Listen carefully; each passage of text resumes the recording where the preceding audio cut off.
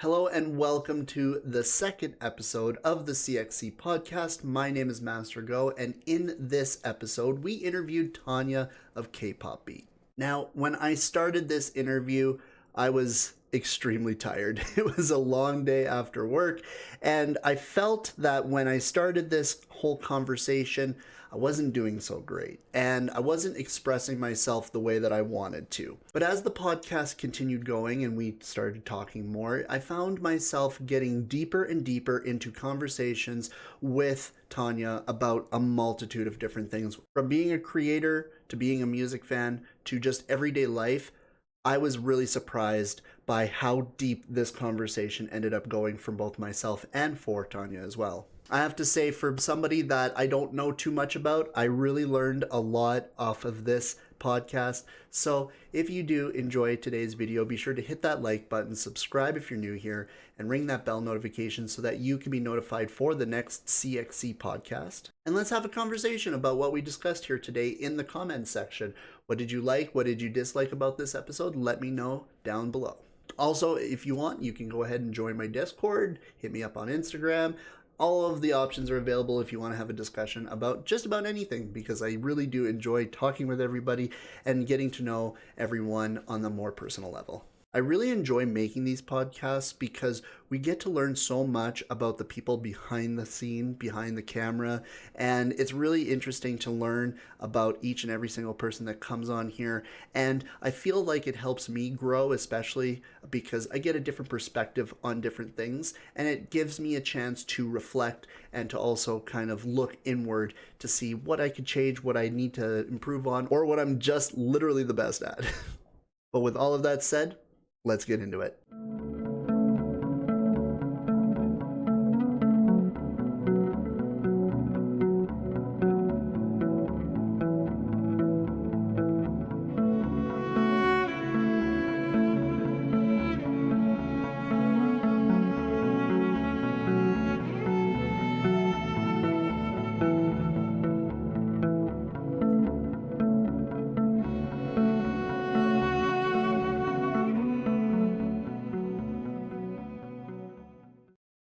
Okay. Oh,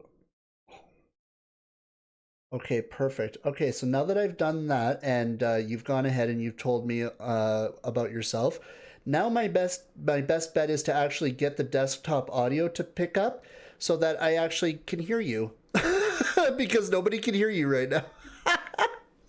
I am a very professional creator here. Hello. Oh, there we go. Oh boy. Okay, perfect. All right. So now, like I says, now that we got that out of the way, okay. So, why don't you go ahead and start off by telling us who is Tanya of Kpop? Okay, Tanya of Kpop is a strange Russian woman who ended up living in Japan, marrying a Japanese man, and yeah, in the mid 30s, I delved into K-pop, and here I am, 4 years later, a member of this K-pop crazy K-pop big channel. Yeah, that's it's so unique. A lot of people actually are asking this question. We came up on the YouTube community post, and a lot of people were actually curious on how a Russian woman is such close friends with her K-pop beat co-creators. Well, it's so weird, right? Because I have many friends outside of right, my offline friends, but Mm, um, I think the most I communicate now on daily basis is AJ and Bucky. We are in our chat all the time. right. Um, it happened in, well, I think AJ already told you it happened during the COVID when we all started to delve into YouTube, nothing else to do. So we got to know each other through another YouTuber, and Right. we got close. And I don't know, we just there were several people we communicated in the beginning, Right. but as time passes by, people kind of fade away. Mm. They move on, or they I don't know, they create another groups with other people with whom they vibe better. Yeah, So yeah. I think it's just my personality and character. Not everyone would like me. I think AJ and Bucky did like me, so that's why we vibe with them. Yeah. I like them so much too. I think we just match well. Mhm. Sometimes we can have arguments as well, but I think we just match so well in general. So yeah, Yeah, and no, we just have such a passion, such a yeah. mutual passion. So we are it, like a magnet. We just have so much to talk about every day. That's awesome. Yeah, that's good to have those kind of connections with people. Especially like having that constant, your guys' constant is K-pop. What was the very first K-pop reaction that you guys ever did together? It was BTS Dynamite, if I'm not Mm, mistaken. right, I right. think it was wait, either Dynamite or no, not the Dynamite. Sorry, it was Butter. BTS Butter. Butter. Mm. Hmm. Yes. And so you guys find that commonality with BTS first before anything else? I think so, yes, because BTS was what brought us together. And in the first year, I think it was mostly what we were talking about. Yeah, yeah. So yeah, I think BTS was kind of a driving force in the beginning. And then we Right. just got to know each other better. Hmm. And when it comes to other artists, when you guys react to other artists, do you feel so you were mentioning that maybe like sometimes there's arguments and stuff like that, but do you ever feel like you guys are able to like learn from each other and learn from the artists that you guys listen to? Yes, um, there are a few instances in our channel when one or another would introduce artists Mm-hmm. to others. Like I introduced Deeparian. I absolutely love Yeah. Deeparian. Yeah. He is a genius and brilliant artist. And AJ introduced Jeff Sutter to us and a bunch of others. Bucky would introduce some other K-pop bands to us. It's always interesting to see um, the preference. Yeah. You can get to learn your friends better just by listening to the music which they like and which they Yeah. choose. Mm-hmm. Um, so yes, definitely yes, we do learn about each other more and Yeah. about artists, of course. And so from there, I guess really it's you guys are able to expand into other artists. You're able to learn about different things. And do you ever feel like, did you ever feel at any point that you guys were like at a crossroads where as creators, you felt like, okay, we've done all of these reactions to, say, BTS or to, say, DPRE, and when you move on from that, do you ever feel like you're leaving a community behind, or do you guys always try to reintroduce yourselves into the community more and beyond from there?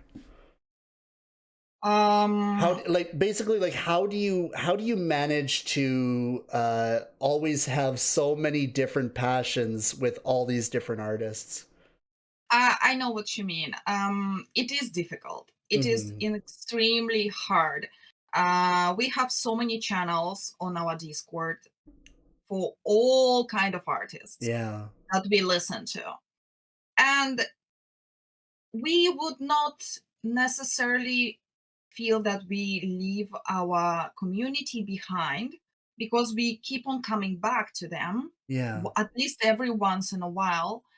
But we kind of came to the point where we have to accept the fact that we can only do this much, Yeah. Yeah. and we also go with the flow we go with what our hearts are calling for.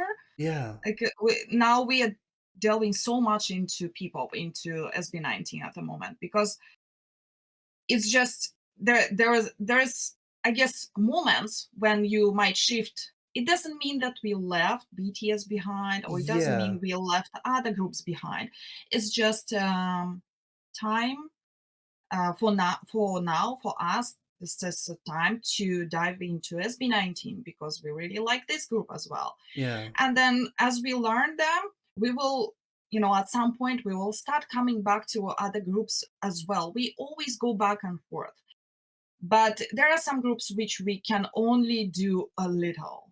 Right. And on our private time outside of the channel, we do listen to them, but we can only get to a very little portion in our reactions because we just have so little time. Yeah, and And that's basically what I was like trying to allude to was the idea for even myself, because I find that it is a very difficult thing, because when you only have so much time and you want to feel that flow. You don't want to be pigeonholing yourself.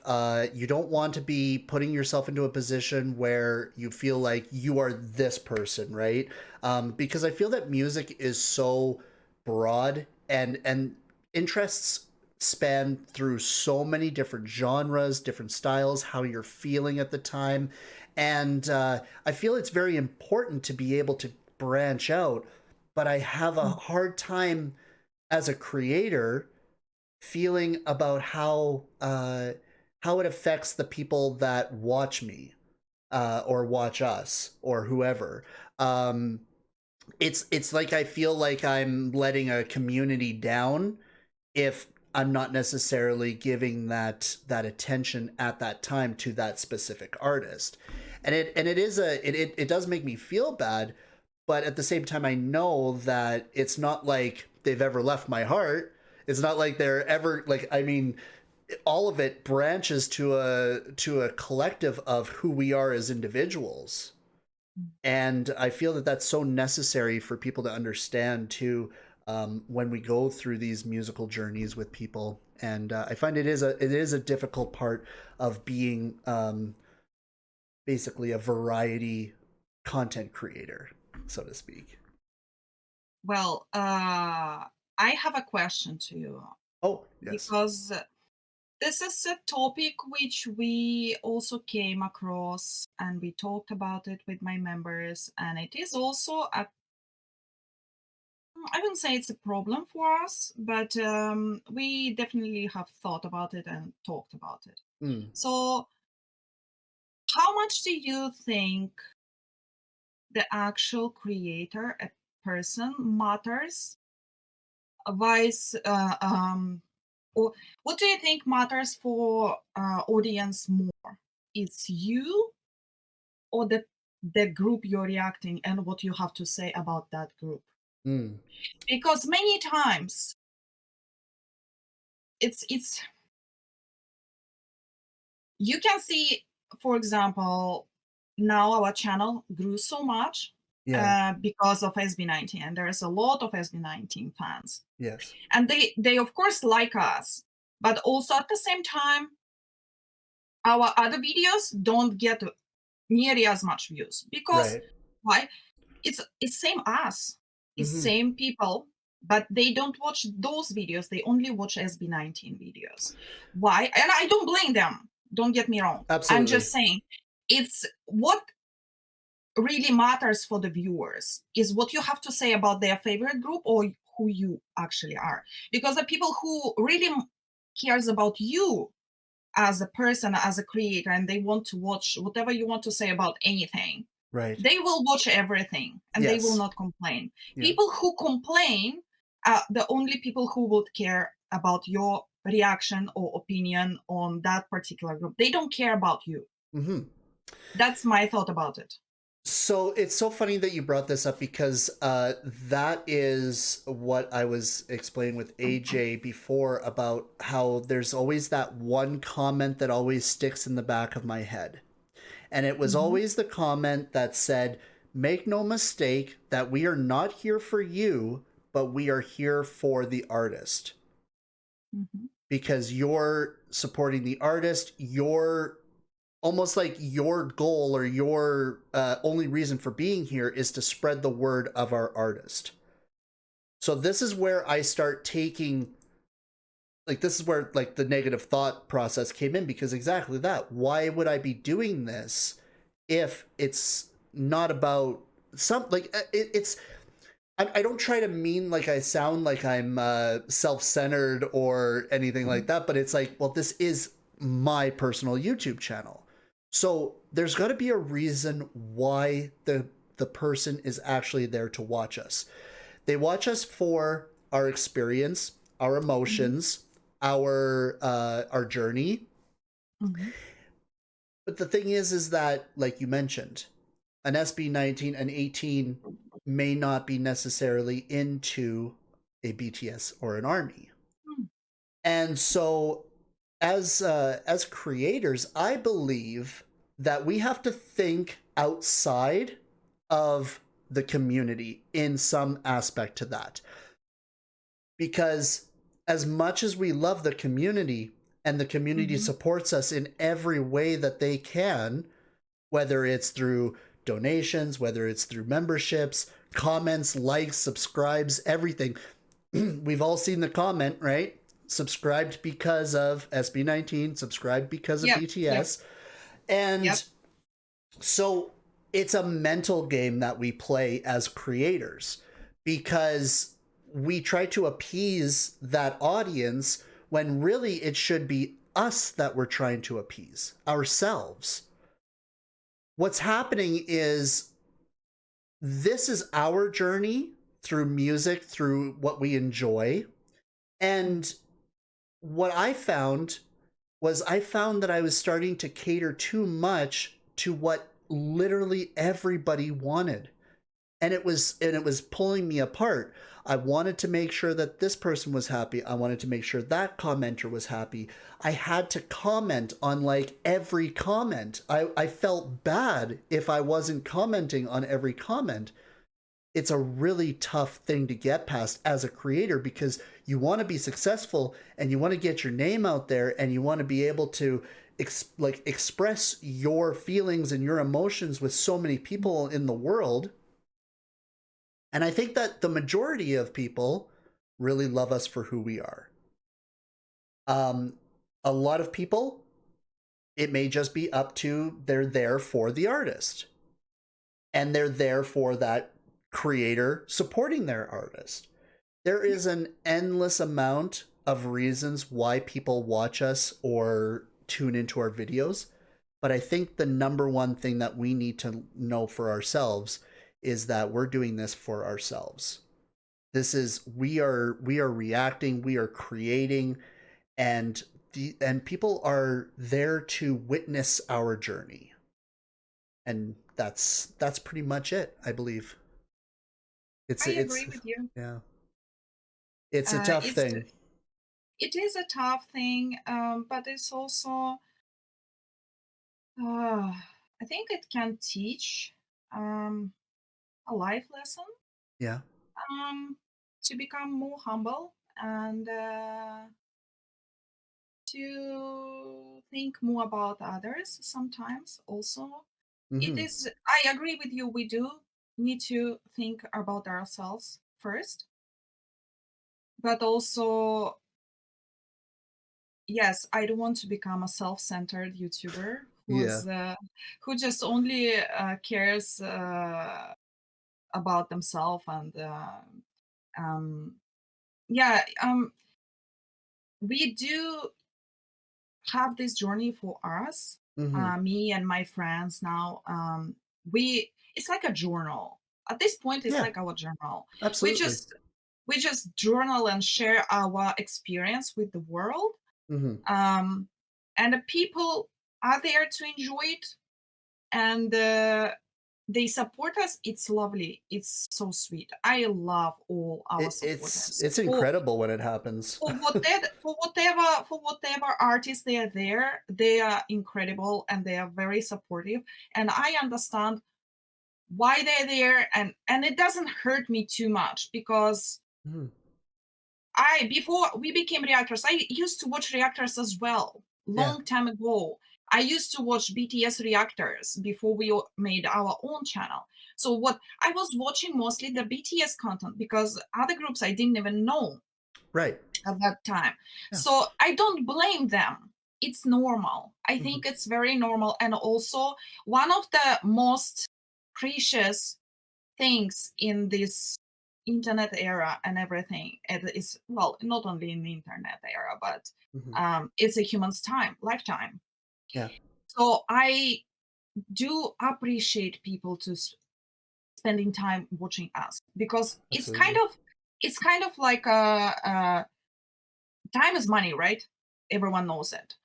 And it's if people are willing to gift their lifetime to our channel, I really, really appreciate it. Every time when I interact with the comments, I almost, if I don't forget, if I'm not answering any questions, but usually I always put my first line, thank you for your time. Yeah. Because it's so important to have this gratitude to people's lifetime. This time, these 10 minutes, 20 minutes that they watch us, 1 hour, whatever, it is the time which they will never get it back.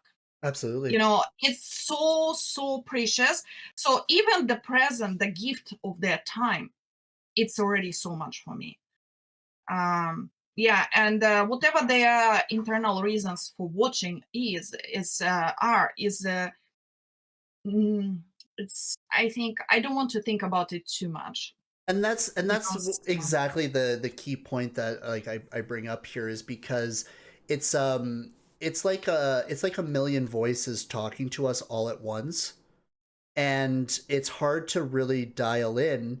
And then as a creator, it's hard to because we have this anxiety we build up from it, and then it shows in our work. It makes it harder for us to be able to do things. It's harder for us to be able to capture our true selves and what we actually mean with something because that anxiety or that depression is taking the steering wheel.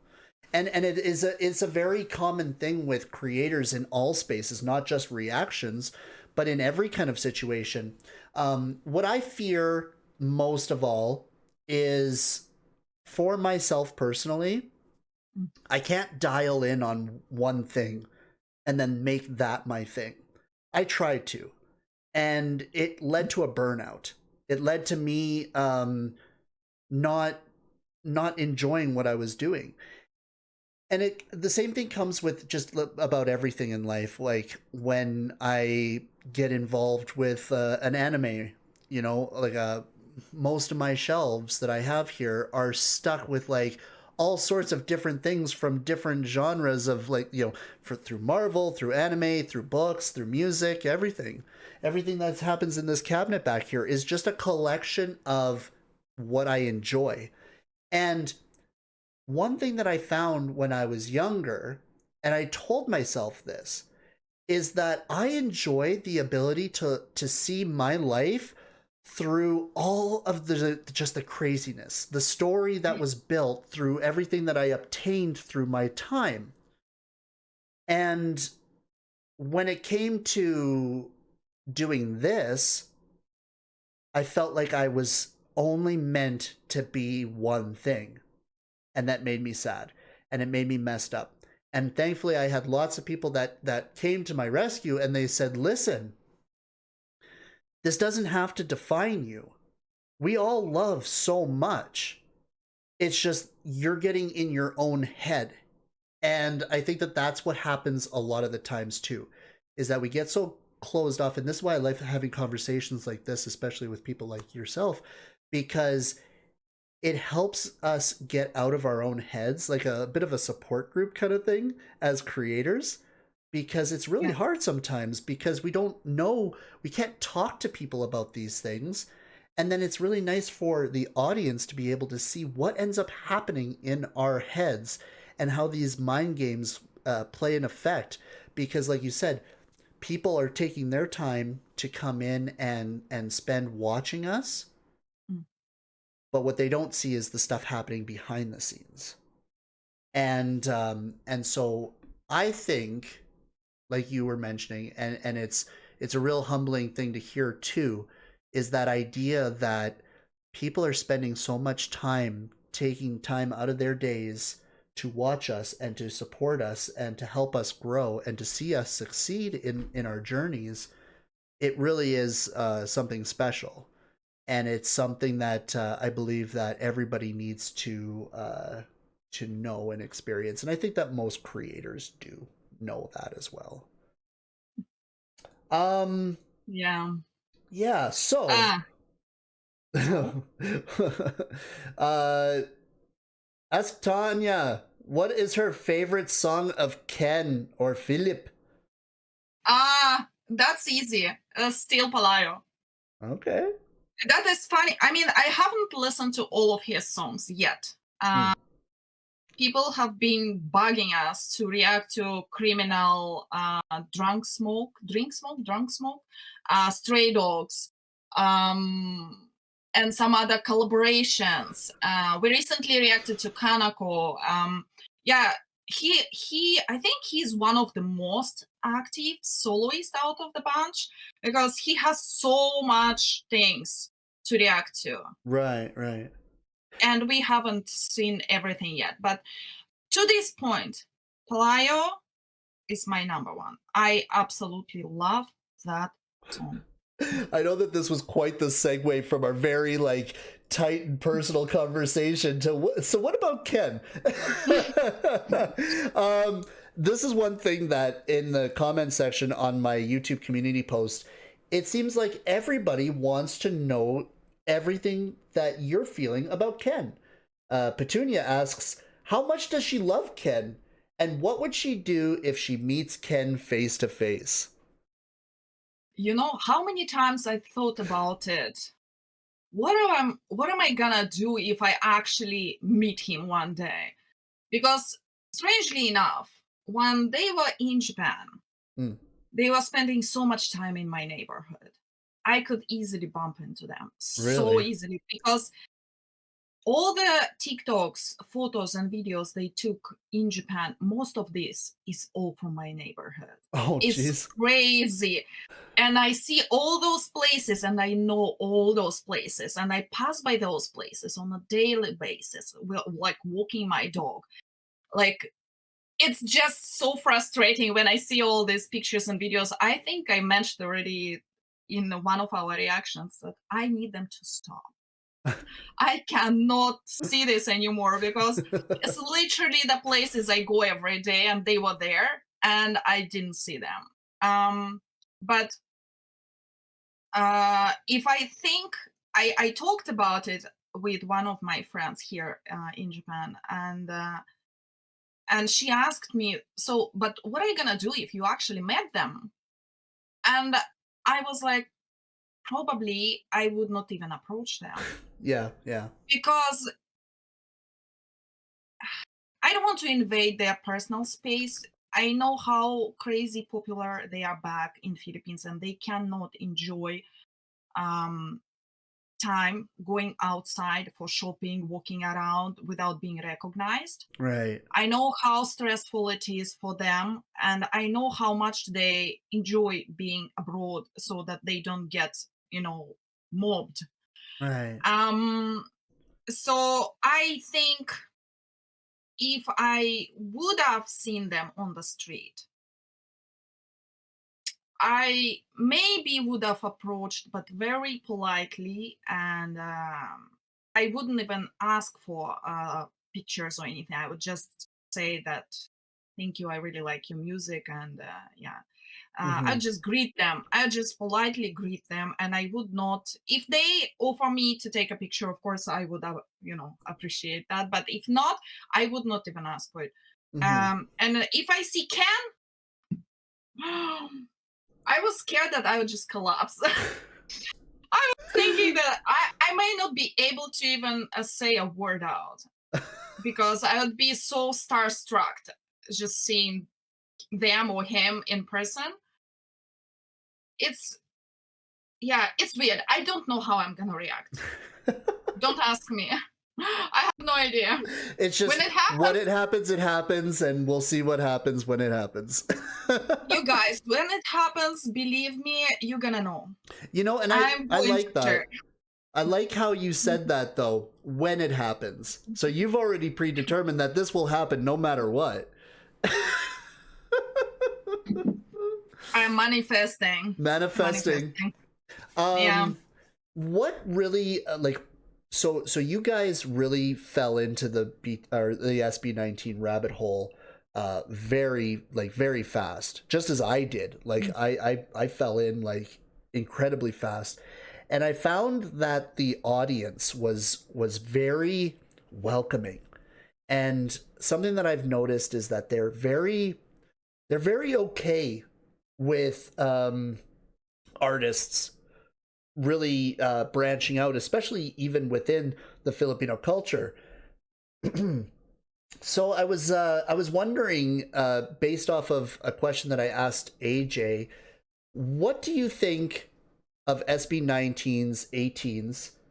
Do you how do you feel about them as compared to, say, any other type of fandom? What are your thoughts on 18 in general? Ah.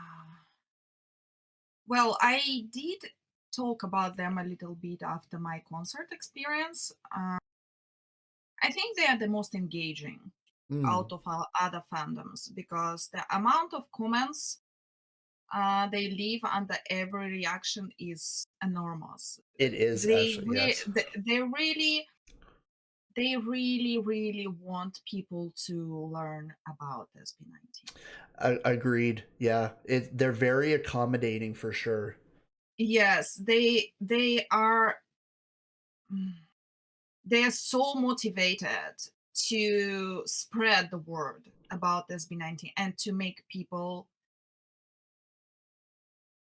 get to know them and get interested and get to know their journey and their music and their talent. Hmm. They just, yeah, they are one of the most passionate fandom I've ever came across, Yeah, even comparing to Army. And Army is an enormous fandom. It's huge. it's incredibly massive. It's so scary, actually, how massive Army is, and it Army was is a legit Army.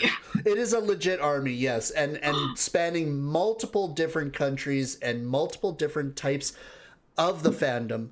I think that that's what really makes it very hard, especially for a casual person, to really get into things because it's so overwhelming. It's just like Taylor Swift with Swifties, Yeah. right? Like it's almost like they could shift the world with their Hmm. fandom. And that's how like intense that fandom is. And Yes. so when I see 18 in the humble beginnings as they are right now, it's like I can't help but imagine to think about how they'll be manifestation when the boys become as massive as some of the super groups out there. Right. Hmm, it's Well, intense. We just it's hope. going to be crazy. Yeah, Not gonna lie. do you feel like we've kind of hit the ground floor? Like we're like, I felt like this with Army that I kind of just jumped in, especially like right at the time when the boys went off and did their service. Mm. I felt like I was just like I was so late to the party that so many people know so much, and I felt that with SB19 I'm like, oh, I'm super excited about this because it's like I'm almost like right here at their like I'm definitely not at their start, but I'm at the rise of prominence kind of thing. Right. Do you feel the same way? Do you feel like you've known the boys for so long that it's just like this is just an everyday kind of thing for you? Oh no, no, no, no. Definitely same as you. Because for BTS, we got to know them only in 2020, Mm, and they were already around for 7 years. There yeah. is so much content out there from those 7 years, which Yes. I, a big army, have not watched. There's over 150 episodes of Run BTS. Have I watched even half of them? Yeah, maybe half of them. Yeah. There's so many shows, music, performances, so much. It's so overwhelming. It Not is. gonna lie. I feel like BTS was the most overwhelming group I ever came across because I was late. I Yeah. was so late. There was so much. I shouldn't curse. There are so Oh, much that's things okay. already, so much things already there before me. So I felt so late to the game, and yes, and you feel you need to catch up. You need to catch up. You need to watch everything. You need to Yeah. be on the same level with everyone else. But at the same time, boys keep on releasing new content, Yeah. and you cannot. You just basically like you cannot keep up. So with SB19, of course, we are not in the humble beginnings, but I still feel like I am witnessing their glory. Like, Yes. it's nice, it's Yeah. great. And I'm here to be supporting.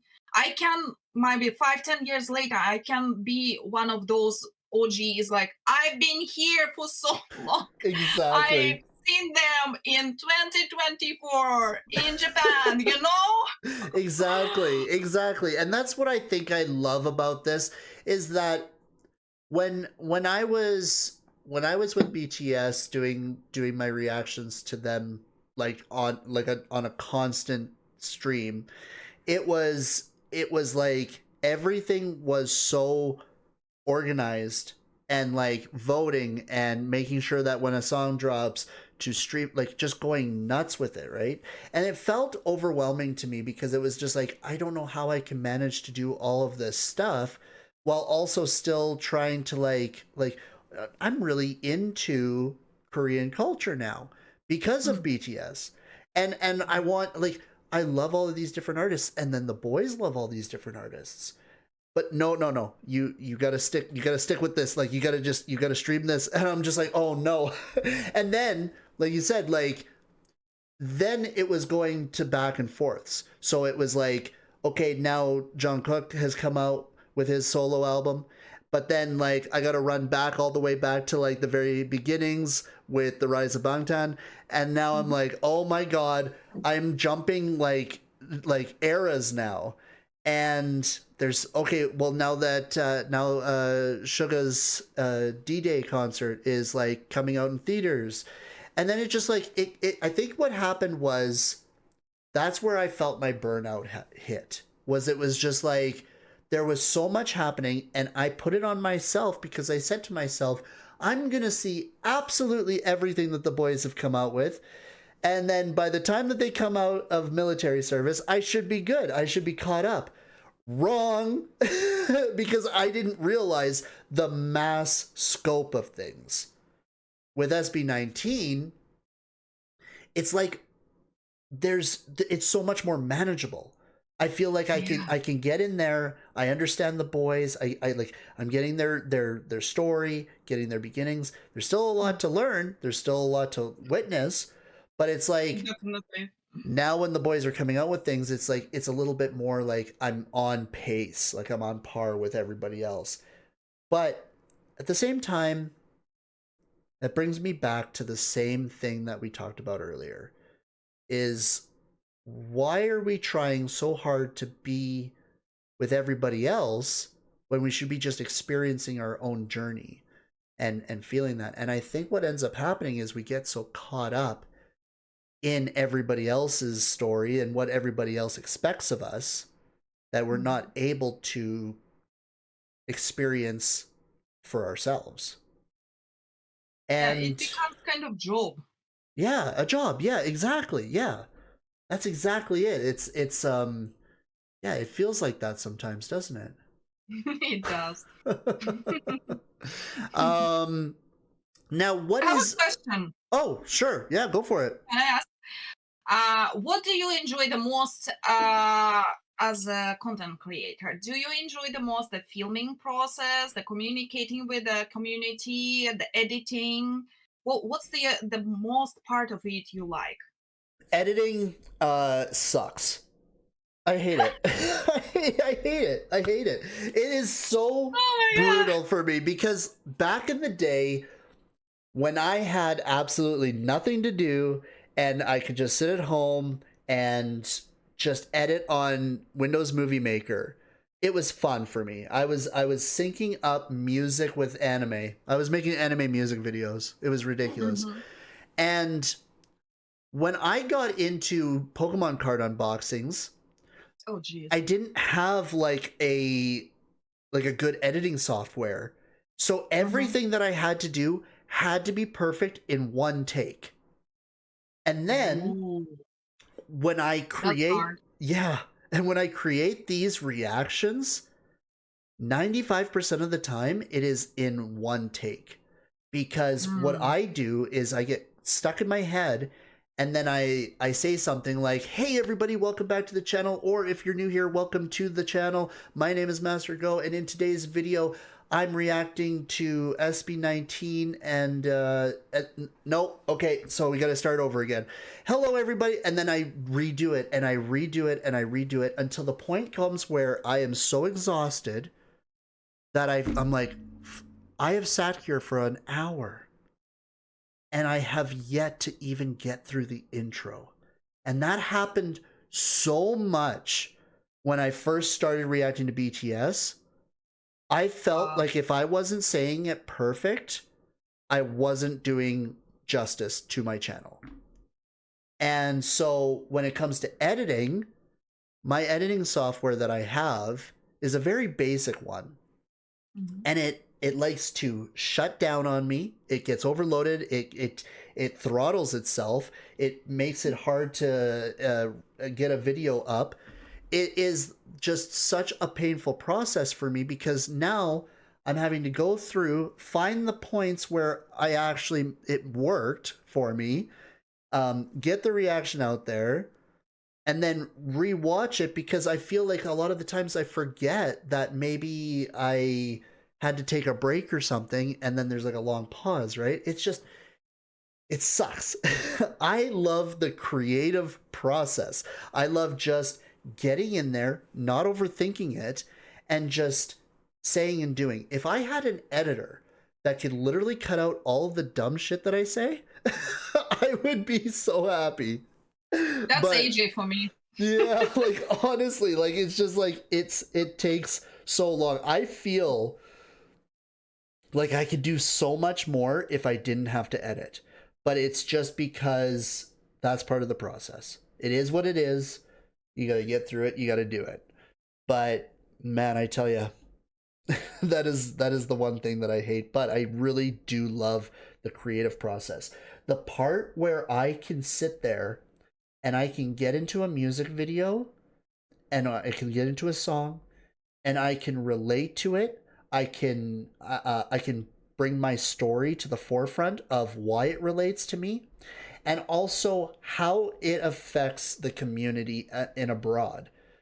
Mm. And I think that the connection that I get to make with everything is that's what brings me what brings myself and people closer to each other in this world, in this YouTube journey.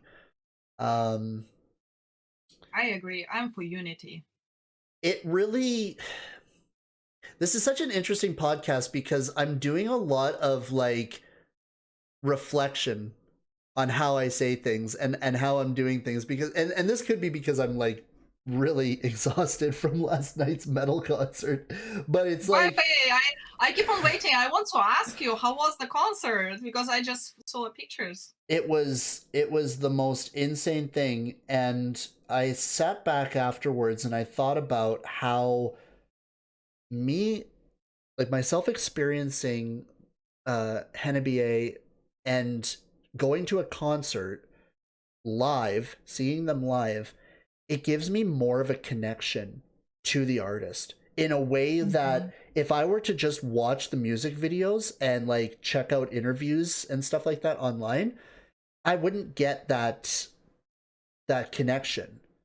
And I think that that's what's so important about live shows. And I'm sure you can relate too, especially with SB19. You know, you did your Yeah, because Tokyo. you see them alive, they become real people, you know. Yeah, it's not just a No, thing on the screen. not as they were not real people before, but how do you? It becomes more tangible, I guess. Yes, yes. Yeah. Yeah, I agree. Like it's one of those things where I felt different. I hadn't been to a concert in over 5 years. The last one I Mm, was at was with my wife for 21 Pilots. And wow. I definitely felt like when I was in the pit and I was watching them and I was starting to headbang, and even when I had that urge to jump into the mosh pit, I was like, what the hell is going on with me? Like, I remember a time where I said to myself that I was at a Billy Talent concert and I said that this was going to be the last time I'm going to do a meet and greet. This is the last time I'm going to do a concert that, like, I have to stand up for a long period of time and be in a pit and get thrown around, moshed around, and everything else. And here I am now at 35, and I'm in there. Another question: did you get any bruises? No, unfortunately, I didn't. But I Why, definitely, unfortunately? because I feel like you don't you don't experience a metal concert unless you get a bruise or a cut or some blood is shed. I don't know. That's just me. But Okay. there was definitely a lot of people around me that got hurt. One of the instances that happened was somebody actually crowd surfed. They jumped from a railing onto the crowd, and one guy, luckily, he got my attention before, like, just as the guy was jumping over. But unfortunately there was a younger couple that was in front of me, and they got squashed. Like, they didn't see it coming, and I actually made sure that the girl was okay, because she looked like she got, like, thrown through a loop. And we all, like, we have to lift this guy off and just toss him, right? Just to get him going. Right. But it was, it, like I said, it gave me that weird connection because I was in the audience with all of this energy of all these people that all felt the same way I did about the artist. There was Yes. this camaraderie in the group and in the audience. And then Mm, when I'm just staring at the show and I'm staring at the artists, and I don't care about what's happening around me, but I'm like zeroed in of what's happening. mm. I think about this when it comes to BTS, when it comes to SB19, even like a Stray Kids, or even a Dimash concert, or just anything in Dimash between. concert. I wish Dimash comes to Japan. You know Dimash, right? I know Yeah, Dimash. yeah. You know him personally? No, of course not. I wish. But he sings a lot in Russian and he speaks Russian very well. So, Yeah, yeah, yeah. in Russia, he is very, very popular. I So know him.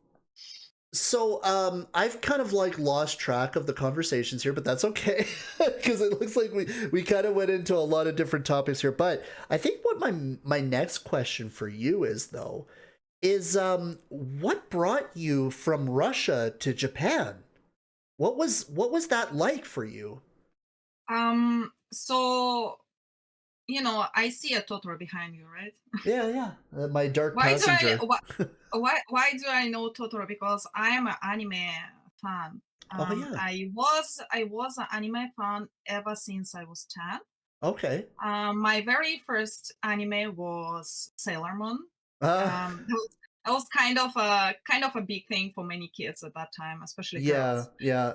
You and my wife would Um, get along very well. That's her yeah, favorite, yeah, yeah. I still think it's one of my favorite. Yeah, it's a classic. It's iconic, yes, and they remade it later after 20 years, and I didn't like the remake. I It's didn't like that the drawing. very clean look, huh? It's a weird. It's almost like a shell of its former self, in my opinion. Yeah, I just didn't like the drawing. The Yeah. style of drawing was completely not my thing, so I didn't even bother to watch. So um the Sailor Moon was my first one. Right. Then I watched a bunch of animations. I watched all the Ghibli animations, which were out at that time. Yeah, in 2000, when the internet came, I I was watching a lot of animations, and I don't remember even half of the titles already. But um, so since I was such a crazy fan of anime, one day I watched Last Samurai. Mm. That was the turning point for me. Funny enough, because I watched that movie just made so much impact on me. After that, I watched a documentary about a Japanese swords, about katana, because I thought they're incredibly beautiful. And I watched that documentary, and that was another step for me. After that, I found out that in my hometown there is actually a Japanese fencing school. Oh. And I went and started doing a Japanese fencing, which called iaido, which is actually you actually work with a katana, not a real one, of course, not a sharp one, otherwise you lose all your fingers. But Yeah. you get to wear hakama and all the clothes, and you get to learn and master kata. It's this movements. You fight, but you fight with imaginary opponent. Right. And there is a story behind every kata. Kata is like kind of a short set of moves. Within several moves, you kill your opponent with a slice. So there is a story behind each kata. It's like two samurais were sitting and having tea, and then one showed up like aggression, and so you as a opponent, you just like be fast enough, just cut the head off. So Oh. the thing's so interesting. I was so into all this culture and history. I was reading Five Rings books. I Mm. was reading the Path of Samurai books. I was reading Memoirs of Geisha, the real one, not the Yeah, one from not the the movie. movie. I was I found that cool for Japanese. I started going to Japanese language school. Then through Mm. that school, I found out that there in our hometown there is actually a branch of it's like a friendship society between Russia and Japan. Yes. And through that society, I became a member and super crazy active member. And through that society, I get to come as like a culture exchange with a group of young kids from all different cities of Russia. We came to Japan for cultural exchange. We did get to travel here. We saw a lot of museums, places. We tried different foods. We got to even meet one of the mayor of some smaller town, and we got to be on news. Oh my And goodness. my future mother-in-law saw me on TV. At that time, I was already kind of dating my future husband, and he came to Russia to see me. I came to Japan with this group, and then we kind of spent some time together also. Wow. And yeah, that's pretty much through all my craziness. I was just so much in love with Japan, with the Wow. culture, with the language, with music, with history, with the Japanese swords. I still love them. They're just the history of katana and making katana is just so interesting. I It highly recommend. it's very incredible because your story, other than the Sailor Moon part, mine was Vision of Escaflowne was my very first anime that got me. But everything that you said about how when you watched The Last Samurai, when you started learning about the culture, the stories, the everything, and then how a katana is made, there's something that hits me in a weird way. I was never able to go to a school to learn or anything like that. But there's just something about that sword when it comes out of the sheath and it rings. Like I can hear it. The Mhm. shine, the everything about it is just so incredible, and I find that so fascinating that you have this love for it just as much as I do. And And it's so crazy because that's exactly like how I feel about Japanese culture as well, is that it's just there's something about it that hit me in a way where it's just the beauty, the story, the history, the everything about Japan is just it boggles my mind. It's so interesting, and it's the one thing that drives me nuts the most is that I've still not visited yet, and I want to so badly, and I'm hoping that I can eventually get there. I Yes, just want to you be in will. the energy. Yeah, it's You incredible. will. Yeah. It is your first visit is going to be. Um, you're gonna cry. Oh my If god. you're like me, you're gonna cry from because when I first got to see everything, it's just so overwhelming, and you're just so incredibly happy that you Yeah. just like you cannot hold your tears. They're coming out. It's not a sad, it's happy tears, Hmm. and and it's going to shock you in Yeah. so many ways. It's like another planet. I live here for 11 years or 12 years already, so many things kind of became normal for me. Yeah. But very first visit, I was mind blown. Yeah. So yeah, your That's first visit you will remember for the rest of your life. It's just amazing. Yeah.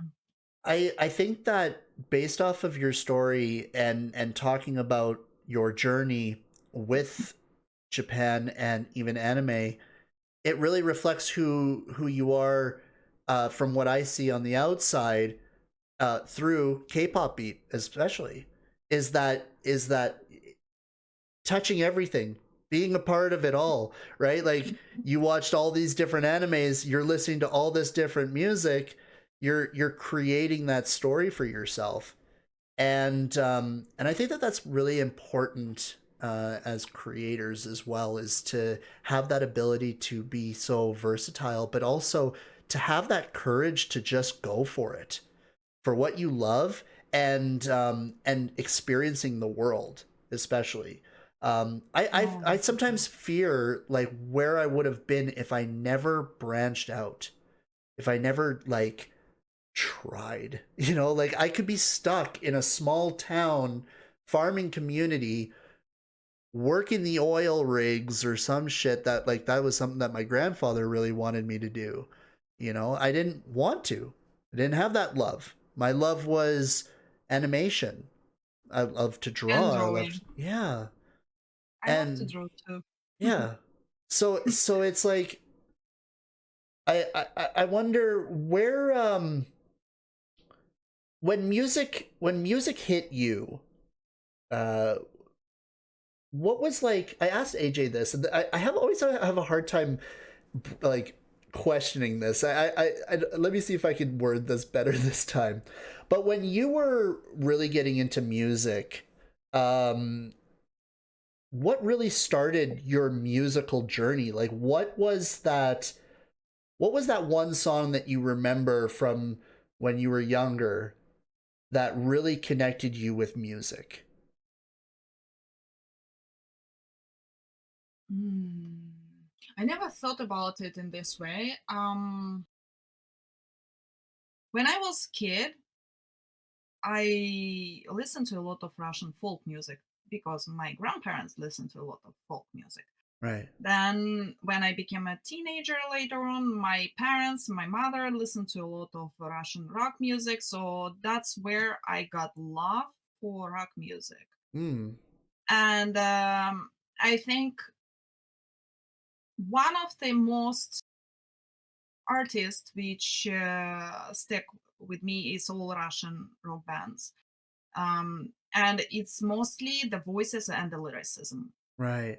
I am not a musician. I don't have an ear for music that much. So for me, it's more less of a music and more of the voice and the lyrics. For me, lyrics are very important. Yeah. And there are songs that just hit because the voice of a singer, I can hear the emotion. There are some specific voices which can so well portray the emotion Yeah. behind it, the emotional voices, right? There are some great voices, but you listen to them, they're beautiful to listen, but you don't feel anything. But and then there would be a voices which you listen to, and it just makes you cry, or it makes you laugh, or it makes you uh, sad or happy or something, you know.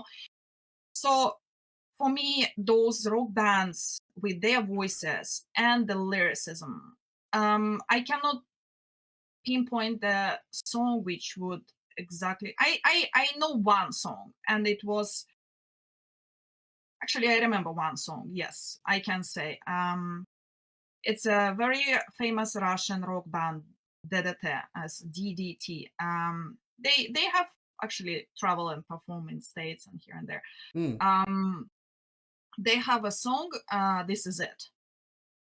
And that song we were singing in our high school graduation, because we have this ceremony and the students, they get to sing uh, like a choir in a group. Right. So, and that song was "This Is It," means the whole meaning behind it was that that's all what's left behind me, and everyone was crying in the audience. Right. Parents, teachers, us, we were singing and crying. So I think that was the first one that I can remember that made such impact on me. Mm. But mostly for me, yes, it is the voice, emotions in the voice, and it is the lyricism. I'm Yeah. not a musician, so. I'm the same way. I've never been a musician. I've when I was in school, we used to play recorder, and I was the one that was playing it with my nose. I I really just didn't care. That is funny. But when it came to singing, I the teacher was like shocked because that was the one thing that I actually was good at. I could Mm. speak, I could say, I can do. That was nothing that I ever pursued personally, which I regret. I think that that would have been a very interesting part of life, but life choices go on. My side of it is music that really touched me at a very early age. I still go back to my mom's listening of Patsy Cline, and Patsy Cline was kind of this artist that sang a lot about like heartache and sadness and stuff. But Mhm. it was music. It was like I kind of related to back to my mom's emo phase, in a sense, Mm. where it was just she. I'm gonna get real personal here with this, but my dad left before I was born, and my mom fought like hell to get out of a lifestyle of the kind of the gypsy lifestyle, this biker lifestyle that she was living. Dangerous people, dangerous situations that she did not want to raise a child in. And in her life, she made this choice where she decided that she had to escape from it, but also she was still lovelorn and lost my father. Um, so I think that what with her, the music of Patsy Cline was her healing, was her listening to something relatable to help her. And I remember sitting there, and it's this vision that I always see where we had nothing. We didn't have a lot of money. It was a grind to just get to where we are today. And I remember that so vividly, that it was this her just like listening, and she was cleaning the kitchen, I believe, at the time. But I remember sitting there, and I was listening to the words, and something about the words just made me feel like I needed to do more. Like I needed to help my mom, because that's when I started feeling like this worry that maybe she wouldn't be able to do it on her own, and that I need to pull my own weight. And then my mom always relates back to this story about how there was one time I was crying, and it was because I wasn't able to pay the bills. Mhm.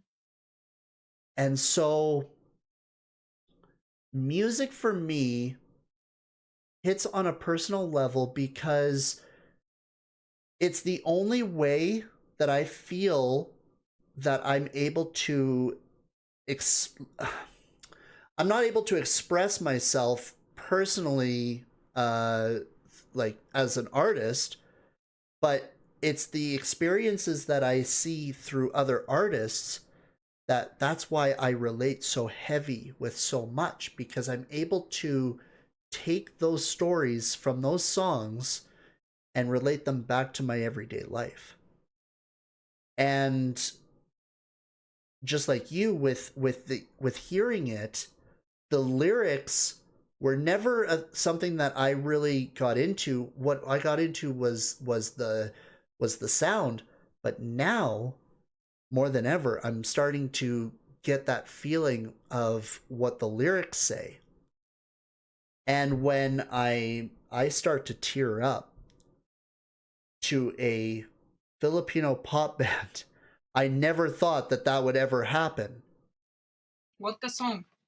It was Liham, Mm. and it hit me so viscerally. And even with BTS, with V's inner child, that Mm. that fucked me up. Like that, there's something that hit me where then all of a sudden now I'm like remembering that childhood, that that that that kid in that trailer. And now Mm. it's like it's getting weird now. Like music is getting really strange now. It's hitting me in different ways that I never thought it ever would. And so that's what I think when I watch you and I see your reactions to the music that you listen to, I can't help but feel like, as a viewer, connecting to you in a more personal level, because we're seeing it on your face. This is why I say you're the reaction queen, because it's just I cannot lie. your reaction is so raw. And Yeah. once again, now this as a viewer, I can connect my own personal stories with the person that I'm watching. And it's just like now we're hitting another level of just like, what are we doing here? Like, what is happening? It's The, deep, man. it is the music and the lyrics, the songs like that. I feel like it's like an outlet. Mm-hmm. It's an outlet for an artist to take their emotions and their experience out and share it with the world. But Yeah. as an audience, also, it's kind of a tool to take their emotions, their memories, their feelings out. Sometimes you just shove it under the carpet for so Mm-hmm. long, Mm-hmm. but then you hear some specific song and the lyrics or something just hits you, and it's it's like it's just a right key, and Yeah. it unlocks and it all comes out. That's how I feel it many times with the songs that which make me cry. That's it's just it's like I resonate with it so much that I just cannot hold it. Just all comes out. Yeah. um and Mm. yeah, I cannot lie. My face, even if I can try and keep poker face. Believe me, I can do it. My very first Genta reaction, people hated me because I was like this, resting bitch face, literally. And but the if even if I try not to show emotions on my face, I'll get red. Mm. Like my blood vessels are going to show. I That is something I cannot control. Right. And I don't see the point of controlling it. I think there is no there's gonna be no point of doing it if I'm gonna be putting a character on myself. Yeah. Then it's not gonna be a real experience for me, and it's not gonna be a real experience for people who are watching me. I don't want to So lie to myself. now this kind of, now I'm just going to run with this thought here based off of how this conversation first started, how this podcast first started. It seems like we've kind of come full circle with the audience member, because we talk about our reaction to the music, and it's their reactions that they're reliving through us. So every single person in these comment sections and our subscribers, they all are people that have experienced music in their own way, and it has affected them personally in their own ways. Mm. And when they see reactors like us react to the music that changed their lives, they're seeing themselves through us, number one, but they're also, I think, possibly getting a validation for how they may feel personally. Like, oh, this person feels what I feel, so this is a good feeling, this is a good thing. And then that's where it really comes back into full perspective of when an artist is, or when a community member is not, maybe they may not be, maybe they may be there for the reactor, but they're there for the music, that maybe that might have something to do with it. That it's their, how am I trying to say this? They're there to re-solidify their personal experiences. And And reveal it also. yeah, man, that's really intense. That's really intense thinking. And as a creator, we see this time and time again through every comment. Do you ever feel, man, sorry, I'm just I'm like getting a little bit emotional about this, because it's really tight, because it's really tightening up that bond between creator and community member. Mm. But That's how we connect. They choose. Sorry for interrupting, but no, go ahead. why they choose to watch only specific artist or reaction or song, because they choose what they want to feel. Mm-hmm.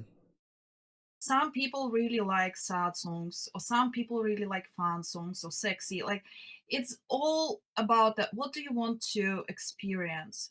I feel many times people just they go to relieve what they like to relieve. Yeah. They go for something they want to feel, Mm-hmm. and I'm totally fine with that. So yeah. Yeah, no, very true. Yeah, it's a okay. Well, that really got pretty, that got deep. That got very deep I'm there. sorry. No, you know what? That's okay, because that's exactly what, like, this is what we're all about here, is to explore that. And I feel that what I love the most about doing this is that I'm somebody who, I'm not like, I may have an idea in my head, and it may be solidified to an extent, but I feel like the best part about going through this journey and being here is that no matter what, I can share this experience of being like, hey, change my mind, teach me something new. I'm not perfect, and let's see what else, like, what we can learn. And I feel that Mhm. that's so important, and not seen through many creators and many reactors. I feel like a lot of it is just cut and, like almost like a McDonald's, right? Yeah. You get what you want, it's cheap, it's there, and then you move on. You get it, you're done, you're satisfied. But then some people like that, I don't know, what's a good Five Guys with fries, or I don't know. Like, you know, like there's just that special burger, like maybe a Carl's Jr. Maybe there's somebody. Maybe we're the Jollibee. We're the chicken now. We're something completely different from a burger. We are we Interesting. we are more in depth with it. We're more in tune with it, and there's nothing wrong with that between either or, because I enjoy McDonald's too. So I don't know what I'm talking Very, about, anyways. So very funny comparison with the I food, but yeah. I don't know. I'm just running and gunning with it. Well, do you guys ever do any kind of reactions to creators that, like for instance, Casual Chuck? A lot of people are asking here in the comments. Would you guys ever end up watching a Casual Chuck video through like the story of SB19 or the individual artists? Or do you guys Normally, usually oh, go ahead? sorry. No, go ahead. Go ahead. Normally, we don't react to other creators because we just don't have time. Yeah. We wish we would be capable to do more, but it's just we are so limited in time, you guys. You cannot even imagine. And casual check we are planning because this is something that is necessary, I think, for our understanding of Yeah. the boys to get to know them on a deeper level and get to know what they've been through and what they went through to get where they are now. Mm-hmm. This is going to be eventually happening on our channel. Pretty soon, I think we're gonna start because now we are filming a documentary which we promised before to XG Fandom, and we really Oh. wanted to watch that one also. So we are watching that one half through already, and we're gonna finish that one when we will start releasing that one, and then we'll start watching Casual Check. We're really looking forward to start doing that. Mm. But me, same as you, I'm not a big fan of editing. I mean, I like editing, but I don't like editing where there's a lot of commercial breaks and like you need to do a lot of cuts. And I like Yeah. the artistic freedom. I like when I can add some crazy filters. I can play with the speed, with the volume. I can, but when I just have to do this very precise cuts, it's a little bit boring for me. So the long content reactions, not so fun to do editing. So you can expect it's coming. Mm. Casual Mm. Check is one of the few which probably are gonna appear on our channel, and not because we don't want to. We just cannot. Yeah, no, you guys have a lot of music that you guys go through. Like it's music videos, it's music reactions like that. Um there's people like myself where it's the reason that I go through that is just because it's like, you know, it's that draw. It's that weird draw that I just there's that one day where I say, you know what? I need to learn more. I need to understand more. I just want to feel like I want to get to that point. And Mm. it definitely cuts out on myself wanting to do more music video reactions. I had tons of tabs open with all of the different songs that I want to react to. There's tons of stuff that's coming out right now that is just it's incredible. But Mm-hmm. unfortunately, it's just when I get to that point, it's like, oh man, I gotta edit this video. I gotta edit that video. I gotta, oh man, now I'm really like tired, and I want to spend time with my son, and I've got yard work to do. I got stuff around the house to do. There's just a never-ending amount of things to do. But I think that I like it that way. It's never boring, is it? Where we just No, like it's never boring. No, we always have something to do, and that's just so much fun. you have no time to get bored. Honestly, No, no. And you have kids too as well, correct? yes, I have two boys. Wow, wow. It's crazy. Like, oh man, I it never ceases to amaze me, creators or reactors that have kids and how we're able to do what we do. but still like are such good parents that we can do so much for our kids still. It's it really puts a testament to like how crazy our lives get here as creators, because it's just there's a lot going on. You And just cannot be lazy. no, That's all.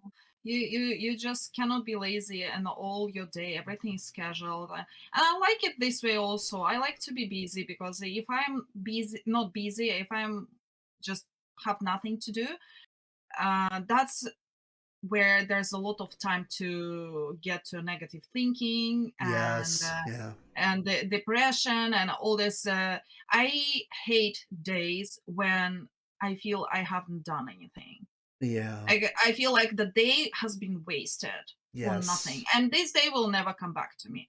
It's all about the time. I'm just such a huge time appreciator, and it's the most valuable currency, so yeah, to speak. yeah, And yeah, I just cannot stress enough about it. And when I have a day which I've done nothing productive, I just curse myself in the bed at night, like, woman, what were you doing today? This day yeah. will never come back. You didn't do anything good, and you didn't even go to experience anything. You didn't like get to enjoy anything. It's just like totally waste. So I try to minimize those days as much as possible. You know, it's kind of incredible how much you're speaking to my language here, because that's exactly how I am too. I feel like Mhm. if something isn't done, if I didn't accomplish anything, especially on the YouTube channel or through the community and stuff, it's like what the fuck did I do? Why did I even like why am I even doing this? Like I put so much pressure on myself for that. But do you ever feel that, because I've felt this and I've been told this, especially from my wife, is that it's okay to not do something sometimes. I think that it's hard for us to hear that, because it's like it's just like that, oh, that feeling like I need it doesn't know it, like I have to do something, but then we have to like be kind to ourselves in that regard, that if something didn't get done or if we didn't accomplish anything, it's not that we didn't accomplish anything. Like we still got up, we still did our day, we still did our thing, but those little things where we we didn't accomplish our full potential that day, maybe we shouldn't be so hard on ourselves, you know what I mean? Yeah, as um long as it doesn't happen like 3 times a week. yeah.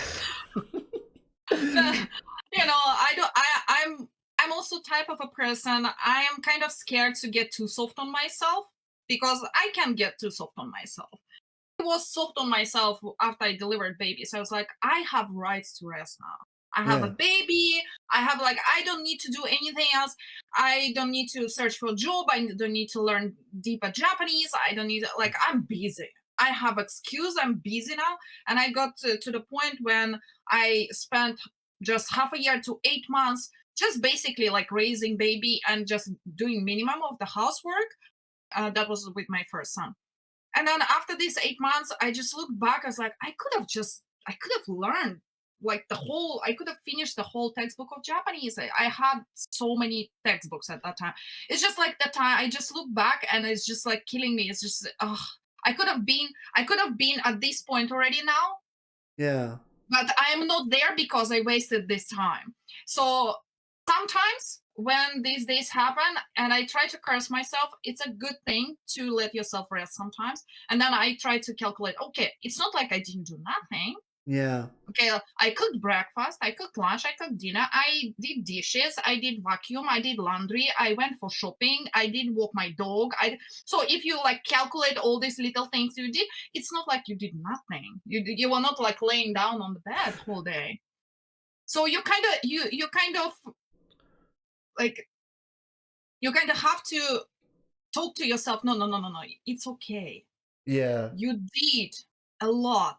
You just didn't do that one thing which doesn't let you sleep well, but you can do it tomorrow, okay? yeah, yeah, yeah. You So yeah. know, it is definitely a hard thing to get past. I think like what you said there too is like I feel like there are times where if I do relax and I take time, I feel I feel like definitely like the potential to getting lazy and getting to the point where it's just like, oh man, now I definitely don't have any desire or will to do anything because now it's just like, oh well, it could be tomorrow, it could be tomorrow, it could be tomorrow. I think that that's my, you know, that's the same thing with like eating out and like eating junk food and stuff like that. Oh, tomorrow I'll make sure that I start working out again, or tomorrow I'll make sure that I do better. And it's just that I think that that for me personally, it's like that's the relatability. It's this like, no, I've told myself so many times that I shouldn't be doing this, but I'm still doing it. So if I fall out of that loop with other parts of my life, it's a control thing for sure. Yeah, It's a big control you thing. have to you have to discipline yourself, but you should not be too harsh, but at the same time you should not be too soft. It's a very difficult balance. It's a, So yeah, you know, it is. It really is. Wow. yeah. Well, Tanya, you know, honestly, I think we talked about a lot today. I am so shocked by this conversation. I don't know, like I'm going to be reflecting on this quite a lot today actually.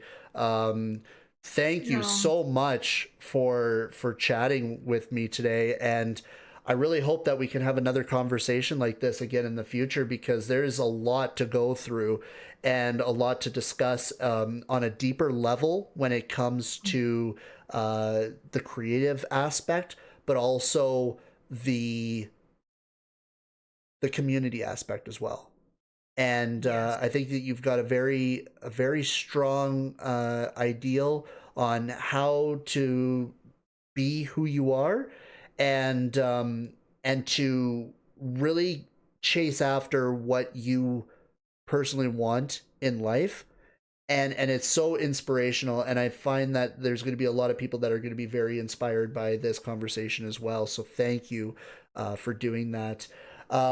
Is there anything else that you would like to say, or anything that you would like to plug, anything that you want to, any ideas or any plans for the future? Tell us a Um little bit about that. Well, I just want to thank you too for inviting me, and it was a great conversation. I had no idea what am I coming into coming here. I Yeah, was thinking we're gonna talk about music, but we delved into so many subjects. yeah, we did. Loved it, loved it. I hope So, the audience is gonna enjoy it. And plans for the future. Well, we are just doing our channel, Kpop Beat channel. Tanya, nice to meet you guys. You can go and check our reactions. Also, I do have my anime channel, reactions channel, which is kind of on a pause because of my health issues. I had to stop doing it. I'm planning to come back to it. When I will come back to it, I will notify everyone. perfect. Awesome. Well, I hope that I didn't even know that you had that, so I think I would like to get the link for that. I will ask for the links so that I can make sure that I put it down in the description below for everybody. But again, thank you so much for being here. It was an honor, and I can't wait for our next conversation. Thank you too. Thank you too. Okay. It was sweet and pleasant. All right. Bye bye now.